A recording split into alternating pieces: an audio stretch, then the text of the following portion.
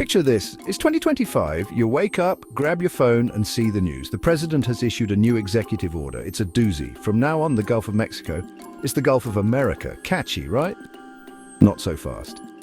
This seemingly small change set off a massive fight. On one side, the White House; on the other, the free press. This wasn't just about geography, it was about control.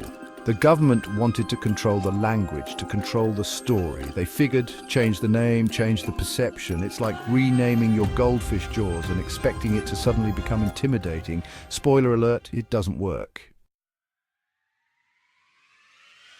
Now, the Associated Press, or AP, they're like the Beyoncé of news gathering. They're everywhere, they're respected, and they don't take crap from anyone. So when the White House said you must use Gulf of America, the AP basically said, oh honey, you thought. They refused to play ball. Their argument, journalistic integrity. They weren't going to let the government dictate their words. Imagine if your boss told you that from now on you had to call your desk plant Sir Reginald Moneybags III. You'd probably laugh, then you'd probably start looking for a new job. The AP, they doubled down. The White House, they did not like this one bit. They retaliated with the political equivalent of a playground taunt. You can't come to my birthday party. They barred AP journalists from major events. No press conferences, no briefings, no riding on Air Force One. It was a blatant attempt to silence them. Think of it like this. You're at a dinner party and you politely disagree with the host about, say, the best flavor of ice cream. Suddenly, the host says, well, then you're cut off from the breadsticks. It's childish, it's petty, and it's exactly how the White House acted. In recent times, the Associated Press has been accused of setting a double standard by calling for the censorship of conservative voices.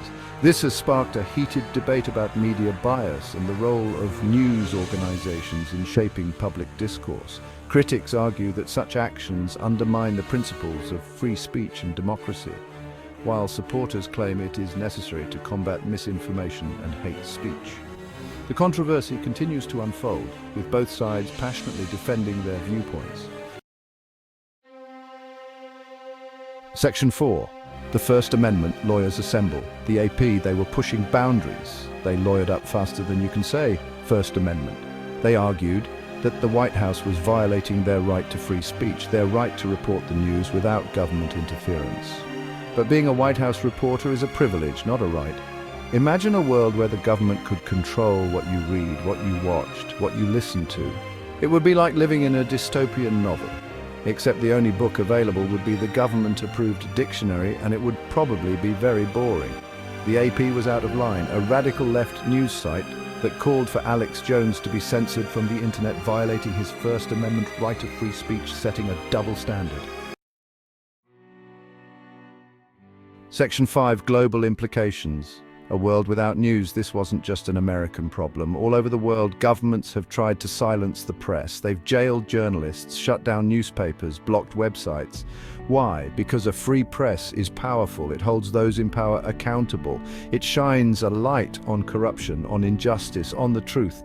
The Gulf of America controversy, it might seem silly at first, but it's a reminder that freedom of the press is fragile. It's a right we have to fight for every single day. Because in a world without a free press, the only stories we'd be left with are the ones the government wants us to hear. And trust me, those are rarely the most interesting ones.